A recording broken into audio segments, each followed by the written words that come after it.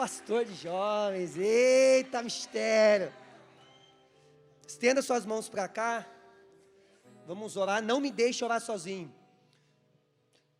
Pai, nós queremos te agradecer, Senhor, pela vida do teu filho, Pai. Jesus, sabemos, Senhor, a correria que é, Pai, a família, Senhor, os filhos, Senhor, mas, Senhor, nós queremos sim ser testemunhas, Senhor, a favor do teu filho, Pai.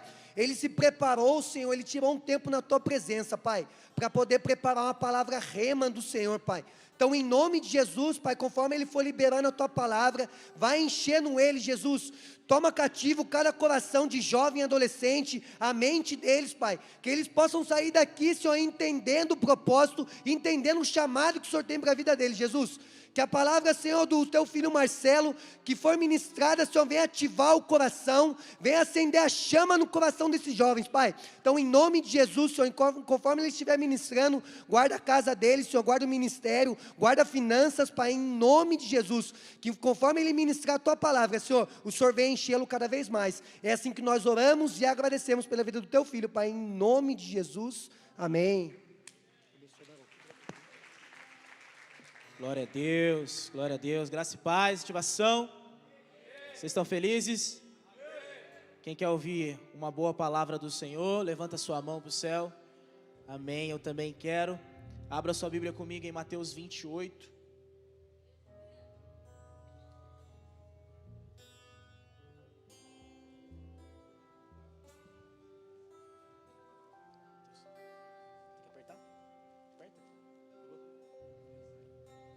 Mateus 28, a partir do versículo 16, vou falar hoje sobre a grande comissão, amém? Quem achou, diga amém. E os 11 discípulos partiram para a Galileia, para o monte que Jesus lhes tinha designado. E quando viram, o adoraram, mas alguns duvidaram. E chegando-se Jesus, falou-lhes, dizendo: é-me dado todo o poder no céu e na terra.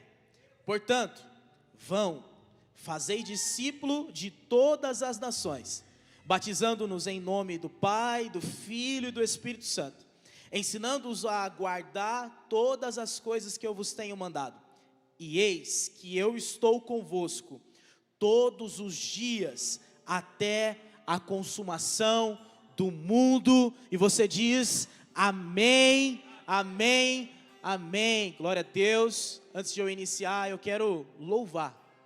Na verdade, eu vou precisar de uma ajuda. O Silas vai me ajudar. Ei. Feche seus olhos. Pregando. Se eu subir, vocês sobem comigo. Amém? O texto do qual eu acabei de ler com vocês, a epígrafe de Mateus capítulo 28, versículo 16, vai estar descrito a grande comissão. E quando eu estava lendo a respeito da grande comissão, aquilo que Jesus declarou, falou para os discípulos, né? Eu aprendi, eu vi muitas coisas, e eu gostaria nessa noite de compartilhá-las com você. O pastor pediu para nós falarmos, né? Ele colocou esse tema, vamos para cima. E eu perguntei para ele antes de preparar o sermão, falei: pastor, qual que é o tema para o culto ano? Ele falou: varão, vamos para cima. Vamos invadir as escolas, vamos invadir os lugares, o trabalho. Nós vamos pregar o evangelho. Nós vamos ativar essa geração para pregar o evangelho. Então, eu quero trabalhar com vocês isso. Os músicos estão aqui comigo, e quando eu subir, vocês sobem junto comigo, amém? Quando Jesus inicia o seu ministério, uma das primeiras coisas que ele faz é subir ao monte. Mateus capítulo 4 vai dizer que ele sobe ao monte, e ele fica lá por alguns dias orando. E quando ele desce daquele monte, o texto diz que ele vai atrás de discípulos. Ele vai atrás de homens, assim como eu, assim como você. Jesus vai até estes homens e os chama para o segui-lo. A Bíblia diz que Jesus encontra 12 homens, 12 discípulos. Quando eu analiso esse contexto do qual nós estamos falando, Jesus convoca esses 12 homens, mas não explica para que eles iriam ser, o que eles iriam fazer, para onde eles iriam. Jesus simplesmente se apresenta a esses homens e fala: segue-me. Sabe quando você, filho, indaga seu pai e fala: mas pai, por que eu não posso isso? Por que eu não posso fazer aquilo? E seu pai fala: agora você não vai entender, mas amanhã você vai entender. É a mesma coisa que Jesus está querendo dizer para os discípulos: apenas me segue. Lá na frente vocês vão entender porque vocês estão me seguindo. E quando nós analisamos a história de Jesus e os 4 evangelhos, na verdade é um só evangelho escrevido por 4 homens. Nós vemos que Jesus chamou esses homens que são simples, homens improváveis, homens dos quais jamais eu ou você escolheria. Se eu chamasse o Eduardo para falar: Eduardo, escolhe um time para você, ele ia escolher quem? Os melhores. Jesus, ele vai até alguns homens, ele procura um publicano, ele procura um zelote, ele procura pescadores, e todos eles são escolhidos de forma intencional pelo Senhor Jesus. Quando eu olho e vejo Mateus sendo chamado, no capítulo 9, versículo 9, Mateus era um publicano, repita comigo: publicano. O que é um publicano? Publicano é aquele que defendia a visão de Roma. Ele andava com a visão de Roma, e não só defendia, como cobrava o imposto que era colocado por Roma sobre os judeus. Então Jesus, ele vai de encontro a um Mateus, publicano, e vai até ele e diz: Mateus, segue-me. A palavra seguir ali no grego está akoletel, que quer dizer seguir, mas esse seguir tem um significado. Segue-me, mas não me pergunte o local aonde iremos, apenas pisa aonde eu irei pisar. Vem aqui, Du. Já que você está de frente para mim. Eu sou Jesus. Amém? Você é o Mateus. Eu cheguei para você e falei: segue-me. Finge que você está quase sentado. Fala assim, você está sentado. Mateus, preste bem atenção. Mateus estava trabalhando para Roma. Ele cobrava imposto dos judeus para Roma. Ele ficava numa parte portuária, próximo aos pescadores. O intuito de Mateus, o trabalho de Mateus era cobrar impostos dos pescadores. Então Mateus está de frente para um mar gigantesco, esperando os pescadores descerem do barco para ele cobrar imposto. E Jesus está andando. E ele olha para Mateus e fala: segue-me. E Mateus, mais que depressa, começa a segui-lo. Mas o termo que eu acabei de falar para vocês no grego, que é akuletel, que é pisar aonde eu piso. Então Mateus, que agora é Mateus seu nome, não é mais Eduardo, você vai pisar aonde eu pisar.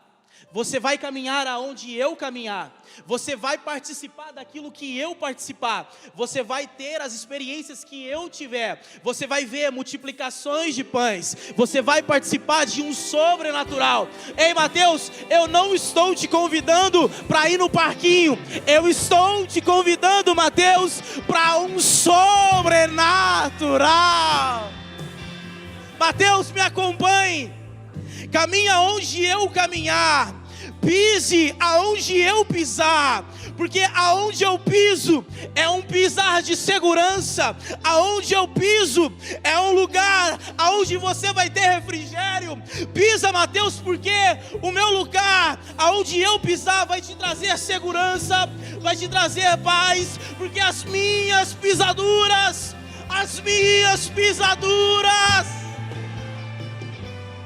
levante a sua mão para o alto, querido.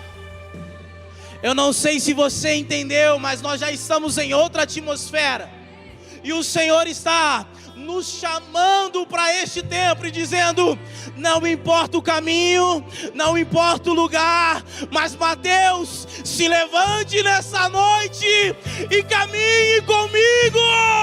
Ei!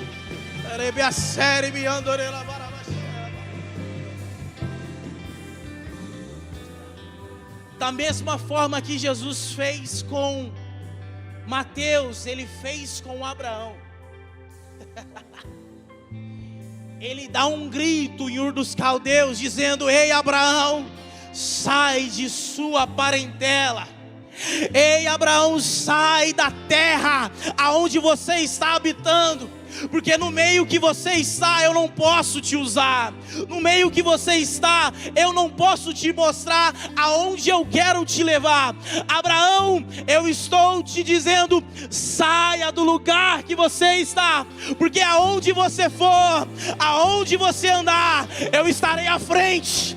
Eu estarei andando e dizendo isso para você: siga-me, Abraão, siga-me, Abraão. Ei, querido, Abraão não só seguiu a voz do Eterno, mas ele participou de coisas extraordinárias. O Senhor está nos chamando nessa noite para largar tudo para segui-lo. Esse convite talvez não seja para todos, mas esse convite eu tenho certeza, e tem muitos que já estão entendendo, porque o Senhor já está movendo o seu coração para aquilo que eu estou te dizendo. O Senhor está dizendo para você: saia. Eu tenho uma terra nova, eu tenho um lugar novo. Ei, querido, quando eu saí lá da minha terrinha, o Senhor gritou na minha alma e disse: sai fora daqui, sai daqui, porque eu não posso mais fazer aquilo que eu quero fazer neste local. Existem estações na nossa vida que o Senhor fecha para que outras comecem. Existem ciclos na nossa vida que o Senhor está fechando para você iniciar outro ciclo. Ei, Abraão, saia. Eu só vou te usar, Abraão, quando você decidir sair. Quando Abraão sai, ele sai com as suas malas, a sua esposa, e ele vai andando de cantos em cantos. Ele vai andando de lugares em lugares, e o Senhor vai dizendo: aqui não, vai para lá. E ele vai andando. Sabe o que eu aprendo com isso? É que eu só posso desfazer as malas que o Senhor pediu para mim arrumar quando Ele disser: desarrume. Da mesma forma que o Senhor falou com Abraão, Deus falou comigo também. Eu estou te chamando para você ir para um novo local, um novo tempo, um novo ciclo. Mas quando você chegar lá, não é tempo de desfazer as malas. Porque quando eu disser para você desfazer, aí sim será o seu local. Mas enquanto eu não disser, prossiga. Deus está dizendo para você: prossiga sobre aquilo que Ele já te chamou para fazer. Prossiga para aquilo que Ele já te convocou para fazer. Ei, querido, há uma grande comissão descrita em Mateus 28. E eu estou de frente para esse grande exército que vai tocar as nações, que vai tocar Taubaté, que vai tocar as escolas, que vai tocar a faculdade, que vai tocar o seu trabalho. Eu só vou parar quando você dá glória a Deus e entender essa palavra. Há uma palavra a seu respeito. Não pare.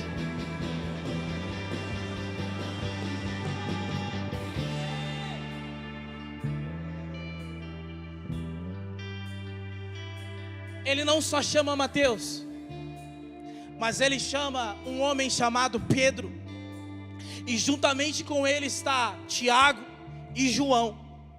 Lucas capítulo 5 vai descrever, vai narrar essa história, aonde Jesus está pregando de frente para o mar da Galileia, e ao terminar a sua pregação, os discípulos estão lavando as suas redes, para um novo dia, para uma nova noite, para uma nova pescaria. A história diz que Jesus toma o barco de Pedro. É bem certo que Jesus já conhecia Pedro, e quando ele entra dentro do barco de Pedro, ele fala para Pedro: Pedro, vai mais profundo. Vai mais profundo, Pedro, porque aquilo que eu tenho para você, Pedro, não está no raso, não está em águas rasas. Ei, querido, aquilo que Deus tem para você não está em águas rasas. O Senhor te convida nessa noite a sair daquilo que te traz segurança, e você se chama hoje para você romper um novo tempo. Porque quando Jesus entra dentro desse barco, ele olha para os discípulos que ainda não eram discípulos e fala: jogue a rede. E eles participam da maior pescaria que já aconteceu naquele mar da Galileia. Quando eles veem isso, eles se atemorizam de medo, porque eles olham e falam assim: estamos diante do Mestre, estamos diante de um homem que é o Filho de Deus. Eles se ajoelham e falam: para trás de mim, porque não sou digno de estar perto do Senhor. E Jesus olha para ele com amor e carinho e fala: Pedro, eu estou te aposentando hoje, Pedro. Eu estou te aposentando hoje, Pedro. Estou te chamando para pescar homens. Ei, querido, o seu sonho, desculpe te dizer, mas hoje eu vim como um profeta de Deus para te dizer: está acabado. Os seus sonhos, os seus projetos estão acabados, porque se não estiver de acordo com aquilo que o Senhor quer para a sua vida, desculpe, mas eu preciso te dizer, não vai acontecer. Mas Jesus grita para Pedro e fala: Pedro, a partir de agora me segue. E o texto diz em Lucas capítulo 5, versículo 11 ao 13, que os discípulos largaram tudo. Não, você não entendeu. Eles não largam simplesmente um barco vazio, mas ele larga um barco cheio de peixes, para seguir o extraordinário, para seguir a voz de Jesus, para seguir o grande mestre. Ei, querido, largue tudo para seguir a Jesus. Eles largaram tudo para seguir Jesus. Ele não só chama pescadores, mas ele chama um Simão Zelote. Olha que interessante e olha que estranho isso, porque o Zelote era aqueles caras que eram levantados para lutar contra os publicanos. E quem era o publicano? Mateus. Então nós temos uma pessoa que está trabalhando para um lado e uma pessoa trabalhando para o outro. Sabe o que eu entendo com isso? É que no reino de Deus não tem separações. Quando nós entramos, quando nós somos incluídos, tudo aquilo que é diferente do meu irmão passa a ser igual, porque o propósito, porque a missão é a mesma, a visão, A missão é a mesma. Pode ter as diferenças, mas somos irmãos. Porque a partir de agora, a missão qual é? É pregar as boas novas do Evangelho do Reino. Você não precisa ser igual. Os diferentes também estão incluídos dentro do reino. Tem um publicano, tem um pescador, tem um zelote, mas todos eles participam de algo extraordinário. Ah, querido, se você puder, levante a sua mão para o alto. Levante a sua mão para o alto, para o mais alto que você puder. Há uma palavra nessa noite para você. Por mais que tenhamos diferenças, o Senhor te convocou para essa missão. Não fuja do seu chamado. Não fuja daquilo que Deus já te convocou para fazer. Porque Ele não vai terceirizar. Ele vai contar com você. Aleluias. Oh.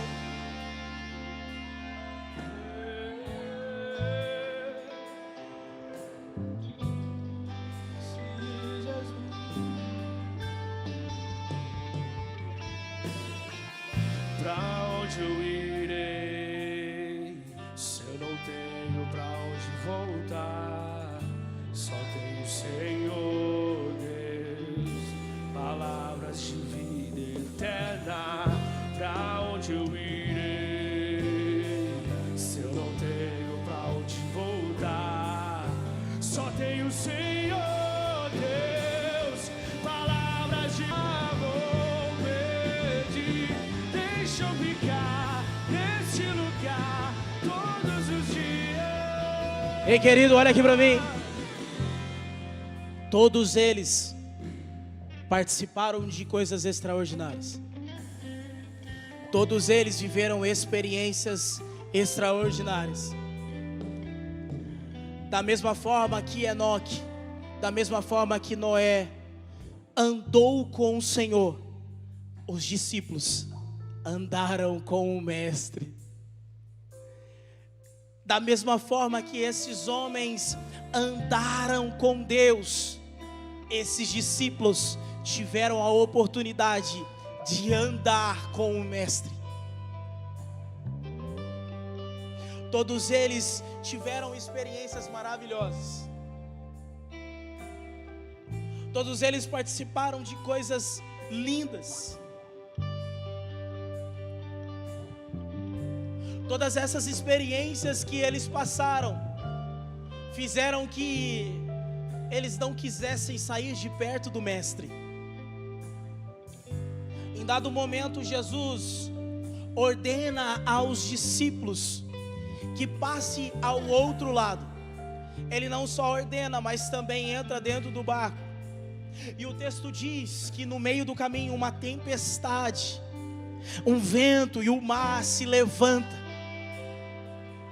E o texto diz que os discípulos se desesperam. Detalhe, eles acabaram de participar de uma multiplicação dos pães. Eles acabaram de participar de um grande milagre. Mas quando eles entram dentro desse barco, uma tempestade se levanta.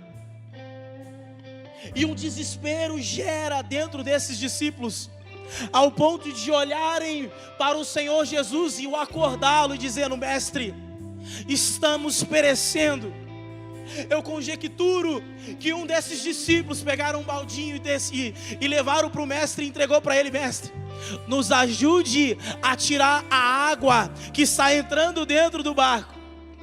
Eu imagino Jesus olhando para eles e dizendo: homens de pouca fé.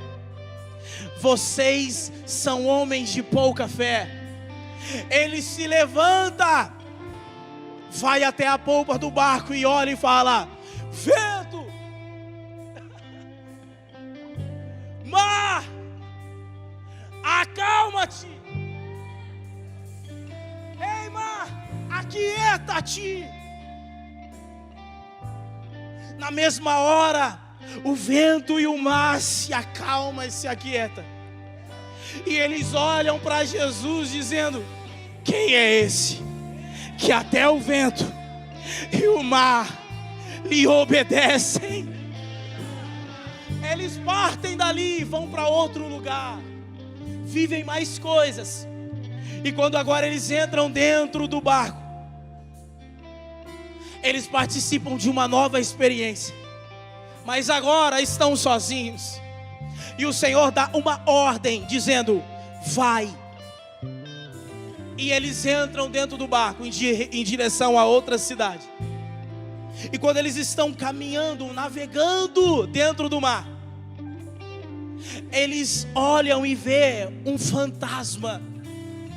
E eles se assustam, dizendo: é um fantasma no meio do mar. E agora o mestre não está aqui, o que nós vamos fazer? Eles estão aterrorizados diante de um fantasma que está no mar. E Pedro olha e fala assim: mestre, se for o Senhor, ordena que eu vá. Jesus dá um brado no meio do mar, dizendo: vem, Pedro. E Pedro agora começa a caminhar sobre o mar. Eu só conheço 2 homens que caminharam sobre o mar. O primeiro é Jesus Cristo. O segundo é o próprio Pedro. Ele caminha sobre uma palavra: ei, Pedro, vem, eu estou te aguardando. E Pedro sai correndo. Porque pode se levantar tempestades, o mar pode se levantar, mas se ele liberou uma palavra, querido, se ele liberou uma palavra, a palavra foi liberada, e eu vou andar sobre o mar.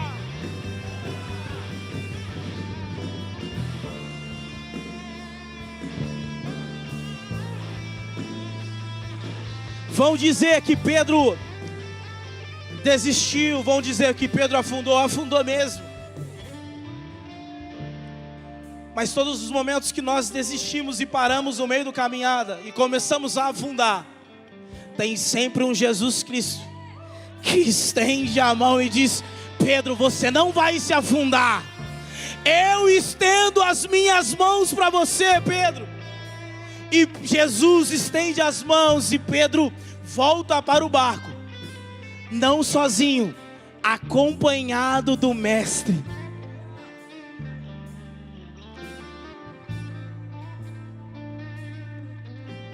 Esses homens participaram de coisas extraordinárias.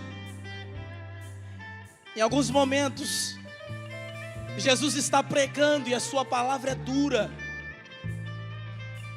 E ele olha para os discípulos e fala: vocês não vão também?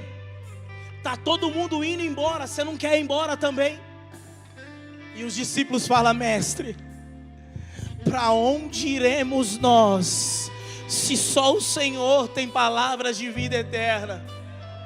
Nós não podemos se afastar do Senhor. Quem participa do sobrenatural não consegue ficar longe daquilo que Ele proporciona. Ei, querido, o Senhor quer que nós hoje participemos do sobrenatural dEle.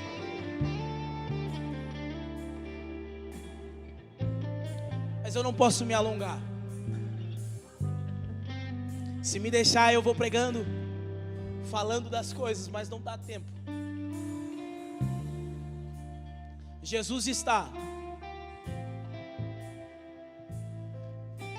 diante dos seus discípulos.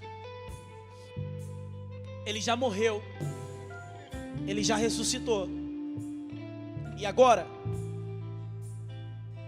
ele precisa comissionar os seus homens, os seus 11, que ele escolheu para cumprir o chamado de fazer discípulos. Ele está diante dos seus discípulos no Monte da Galileia. Alguns estudiosos vão dizer que não só os seus discípulos, mas tinha cerca de 500 homens, mulheres, vendo o Senhor Jesus. Estão em Mateus capítulo 28. Ele está diante dos seus discípulos e as suas últimas palavras são as mais importantes declarações, porque ela não só atinge os discípulos, como também nos atinge. Ele chama os discípulos e fala: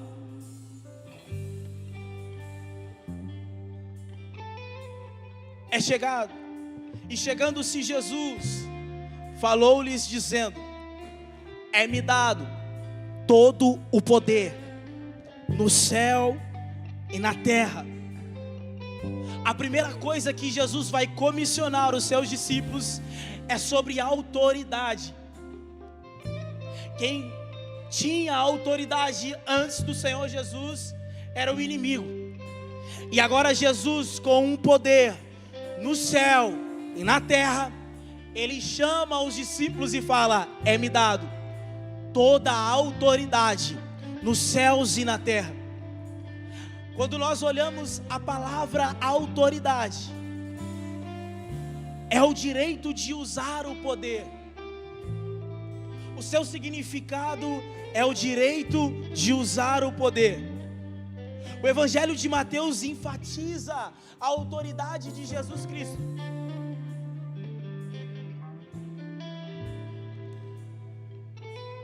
Ele tinha autoridade em seus ensinos. Vou baixar um pouco mais. Ele tinha autoridade em seus ensinos. Mateus capítulo 7, versículo 29, vai dizer que Jesus ensinava aos seus discípulos, e não só os seus discípulos, mas uma grande multidão.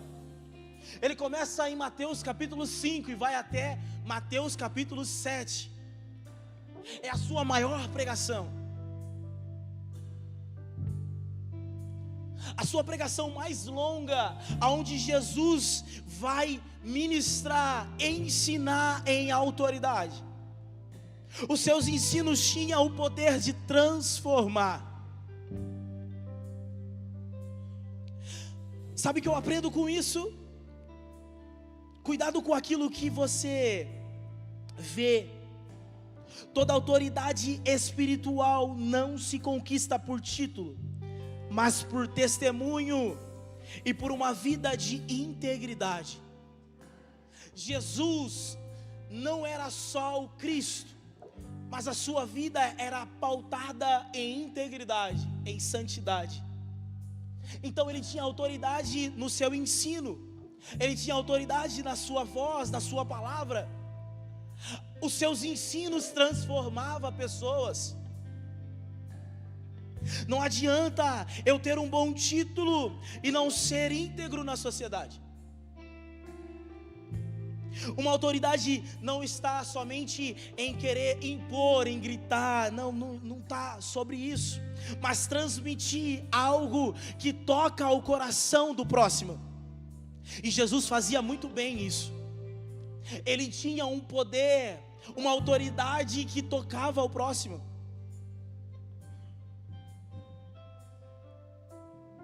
Ele não só tinha autoridade em seus ensinos, como também tinha autoridade para curar. Mateus capítulo 8, versículo 1 ao 13, Jesus vai mencionar a lepra de um homem. É incurável a lepra. Jesus se depara com um leproso, e a primeira coisa que ele faz é tocá-lo, e imediatamente ele é curado. Deixa eu te dizer, querido, o Senhor nos deu autoridade para fazer a mesma coisa.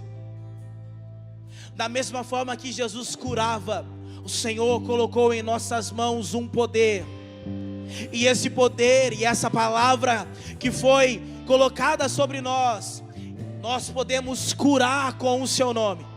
Então foi nos dado o poder para curar cegos, surdos, paralíticos.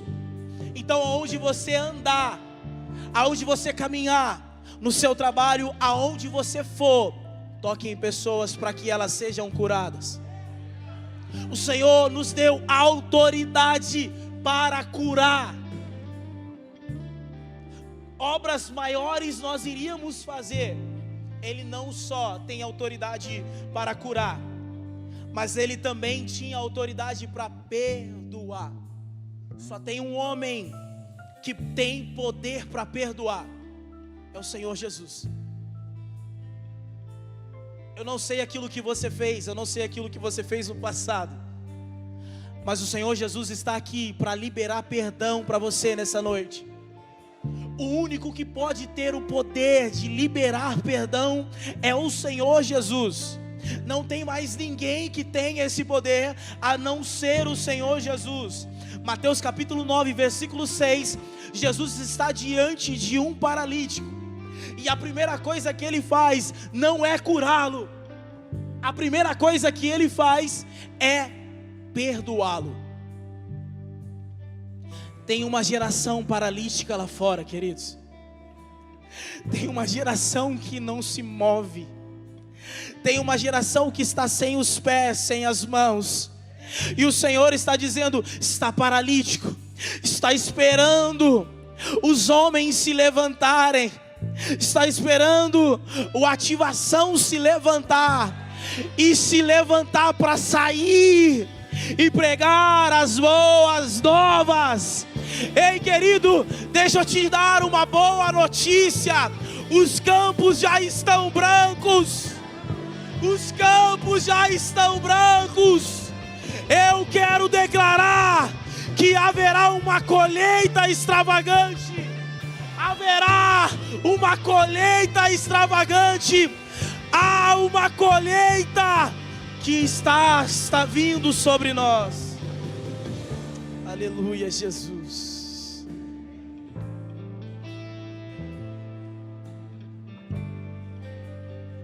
Ele não só dá autoridade, mas também nos dá uma atividade. Repita comigo: atividade. Ele começa o versículo 19, que é muito conhecido por todos, dizendo: portanto, vão, ou ide, fazei discípulo de todas as nações, batizando-os em nome do Pai, e do Filho, e do Espírito Santo, ensinando-os a guardar todas as coisas que eu vos tenho mandado. O verbo traduzido no vão está no grego indo, fazei discípulo. A tradução original está descrita para nós, no original, dizendo: quando vocês estiverem indo, é isso que Jesus está dizendo, quando vocês estiverem indo, façam discípulo. A ordem, a única ordem que Jesus está dizendo é: façam discípulo. Quando vocês estiverem indo, façam discípulo. Todos nós temos autoridade para fazer discípulo. Nem todos vão para as nações, mas o campo missionário seu talvez seja a sua casa. Mas talvez o campo missionário seu talvez seja a sua escola. Talvez o campo missionário seu seja o lugar aonde você está. Você não precisa ir para fora das nações. Comece aqui. Indo, façam discípulo.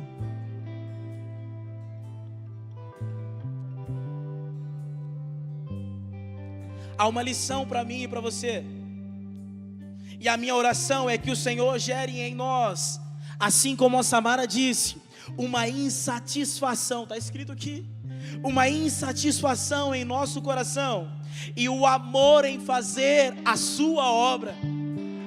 Ei, querido, que gere em nós nesse tempo um amor extravagante em cumprir a sua obra.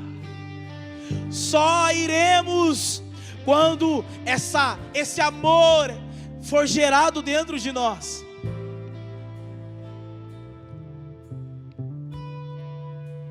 Existe uma urgência missionária.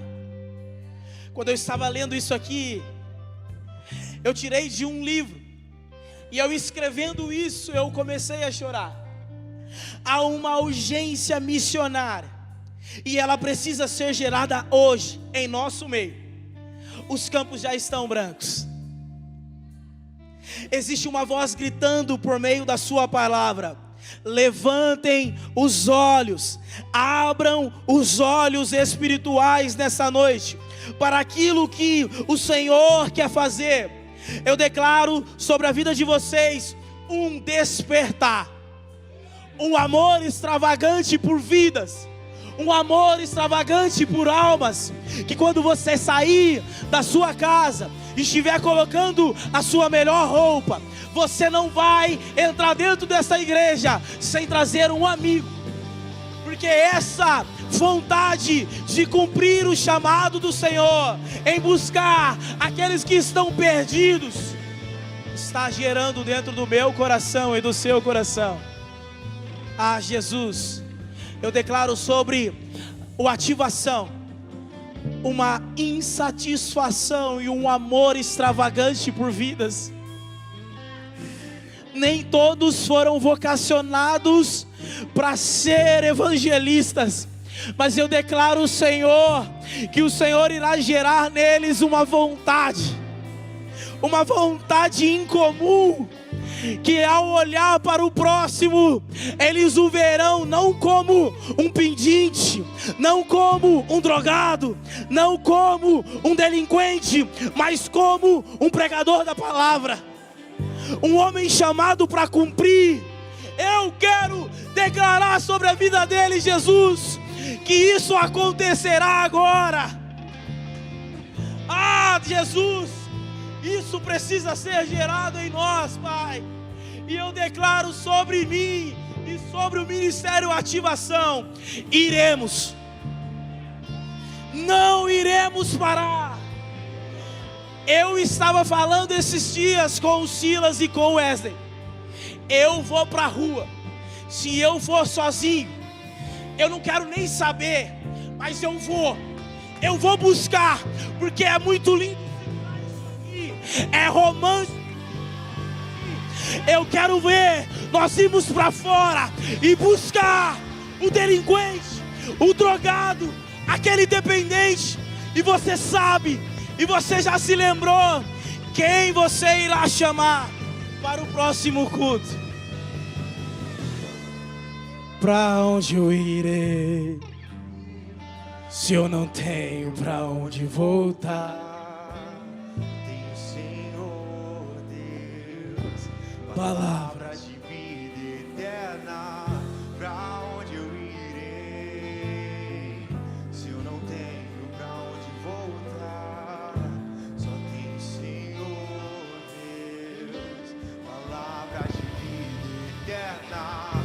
Pra onde eu irei, se eu não tenho pra onde voltar? Só tenho,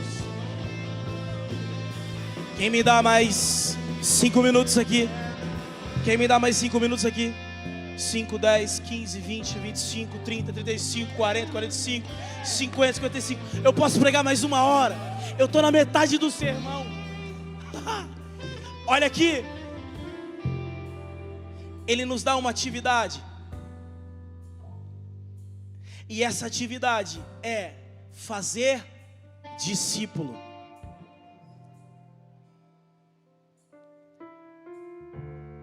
O termo discípulo foi usado na igreja primitiva, e com o tempo foi se perdendo, se tornamos evangélicos, crentes, cristãos. Mas há uma palavra forte quando nós usamos o termo discípulo, porque se remete àquele que aprende, aquele que é aprendiz e está ao ouvir aquilo que o mestre quer fazer. Os discípulos foram nomeados como apóstolos, mas antes de tudo eram discípulos. Foram 12 homens. Lucas capítulo 14, versículo 27, Jesus olha para os discípulos e fala: quer me seguir? Tome a sua cruz e siga-me. Ele olha para os discípulos e diante dos discípulos tem uma multidão. Quando ele usa o termo tome a sua cruz, Quando nós falamos sobre cruz, nessa noite nós estendemos sobre redenção. Mas quando Jesus usou a palavra cruz, Jesus estava se referindo à vergonha. Os discípulos, ao olharem, se atemorizaram. Foi como um soco no estômago, porque eles estavam esperando Jesus dizer: venham para o meu reino, venham reinar comigo.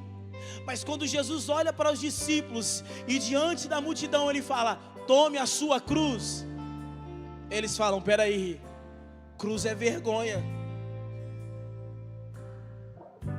Eu estava esperando Jesus falar de um reino, mas porque ele está falando de cruz? Está lá Lucas 14, 27. Tome a sua cruz e siga-me. Quando Jesus diz sobre tomar a cruz, todos que estavam ali tomam um susto. Eu imagino esse susto que eles tomaram.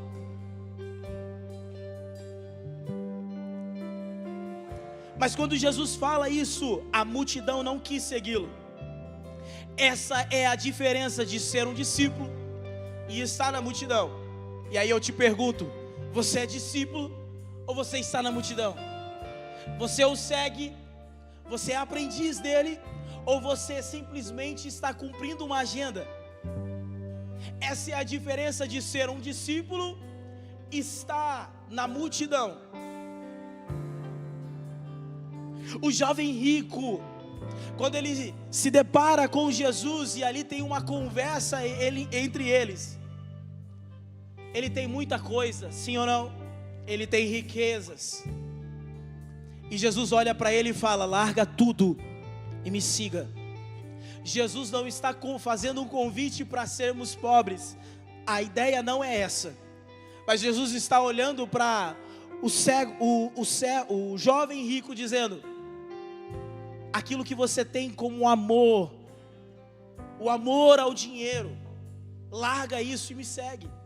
Quais são os nossos amores? O que é que nós temos de amor? Jesus está dizendo: larga isso e me segue. Mas o jovem rico não conseguiu fazer isso. Ele se entristece e não consegue largar. Ele não tinha tudo. Na verdade, ele não tinha nada. Ele tinha um vazio dentro dele do tamanho do próprio Deus.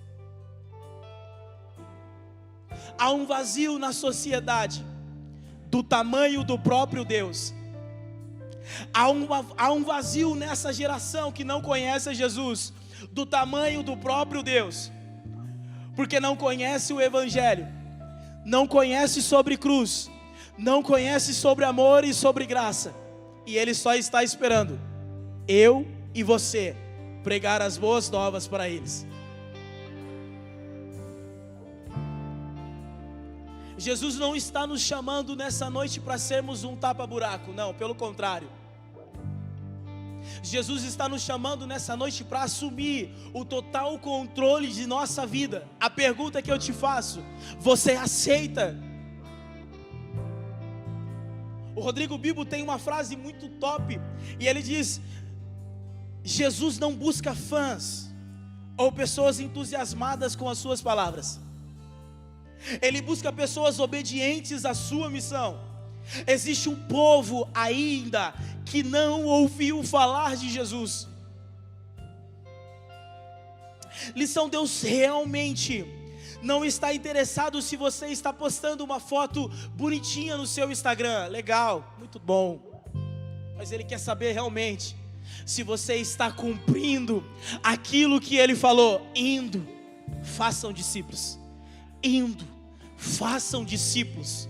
Será que nós estamos gerando discípulos nesse tempo?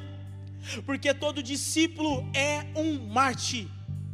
Todo discípulo se torna uma testemunha viva. Todo discípulo está disposto a morrer pelo Evangelho. Desculpe, talvez nesse tempo não fomos chamados para morrer, mas para pregar sim o Evangelho. O Senhor está nos convocando nessa noite para sair e anunciar as boas novas, a levar as boas novas do Evangelho, porque só Ele é bom, só Ele é digno de toda honra e toda glória. E eu vou finalizar. A última coisa que Ele nos dá é capacidade. Parte B do versículo 20: autoridade, atividade, capacidade. E eis que estou convosco todos os dias, até a consumação do mundo. Amém. Ele está dizendo que Ele estaria presente até o fim do mundo, com a minha e a sua geração. Ele não está nos dizendo para fazer, mas Ele está nos dando uma ordem. Quando você for fazer discípulo, você não estará sozinho, eu estarei com você. E de que forma que Ele está com nós? Ele está dentro de nós, através do Espírito Santo. Quando eu estava preparando esta mensagem, eu li uma história a respeito de um homem que decidiu ler Mateus para umas senhorinhas.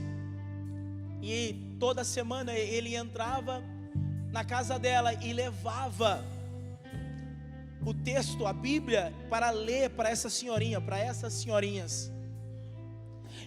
E ele começou lendo Mateus, o Evangelho de Mateus. E quando ele finaliza o texto do capítulo 28, do qual nós acabamos de ler, parte 20, ele olha e lê e diz para as senhorinhas: olha que promessa maravilhosa. A senhorinha olha para ele e diz: meu filho, não é uma promessa, é uma verdade. Ele estará e Ele está com nós até os fins dos tempos. Quando Jesus olha para os discípulos, Ele fala: estou te dando autoridade, e essa autoridade virá através do Espírito Santo de Deus. E a ordem que Ele dá para os discípulos em Atos dos Apóstolos, capítulo 1, dizendo: fique em Jerusalém, até que do alto sejais revestidos de poder. Deus tem um poder a despejar sobre nós, um dunamis, uma força, um poder. E Ele está aqui para despejar sobre nós nessa noite. Se coloque de pé.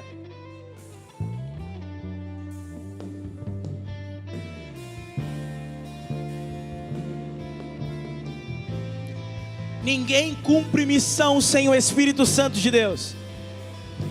Preste bem atenção. E eu já vou finalizar.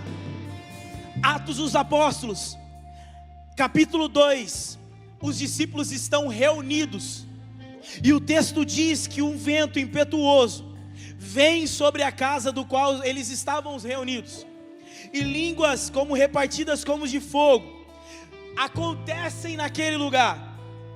O significado é um cumprimento da promessa que estava descrita em Joel, que nos últimos dias Ele derramaria do Espírito Santo sobre toda a carne.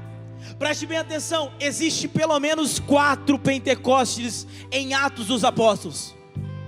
4 Pentecostes em Atos dos Apóstolos. Nós sempre observamos e falamos sobre Atos capítulo 2, mas eu te convido a andar sobre mais 3 Pentecostes que acontecem em Atos dos Apóstolos. Atos capítulo 8, versículo 14: o Espírito Santo é dado aos samaritanos. Quando Pedro e João oram por eles, sinais. A Bíblia não descreve sinais visuais ou auditivos aqui, mas é claro, o Espírito Santo veio. O Espírito Santo não só vem sobre os judeus em Atos capítulo 2, mas ele também vem em Atos capítulo 8 aos samaritanos. Ele não só vem sobre esses dois, mas ele também vem sobre os gentios. Pedro está na casa de Cornélio, sinais começam a acontecer, línguas começam a acontecer dentro de uma casa. Eles recebem o Espírito Santo, sem necessidade de serem judeus. E o último, em Éfeso, a igreja de Éfeso, depois de 20 anos, que o primeiro Pentecoste aconteceu em Atos dos Apóstolos capítulo 2, 20 anos depois, Paulo entra na casa de um homem chamado João.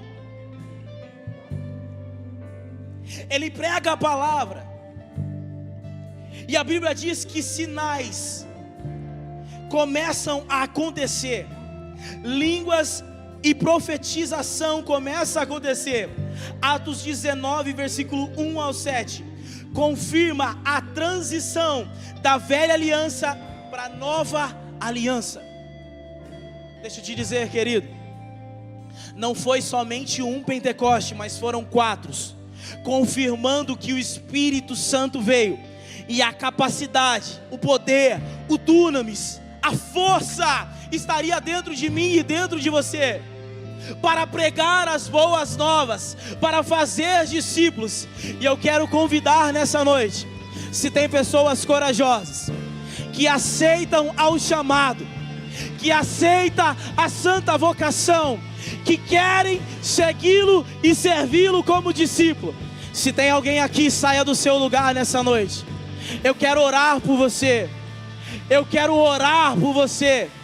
Eu quero orar porque você foi chamado para este tempo, e o Senhor não vai abrir mão de você. Há um poder sobre a nossa geração. Aquilo que os discípulos viveram, nós iremos viver o dobro. Se tem pessoas que aceitam ao chamado missionário, saia do seu lugar e se torne um missionário dentro da sua casa, dentro da sua escola, dentro da sua faculdade. O Senhor está te chamando e Ele está te capacitando para esse tempo. Creia em nome de Jesus.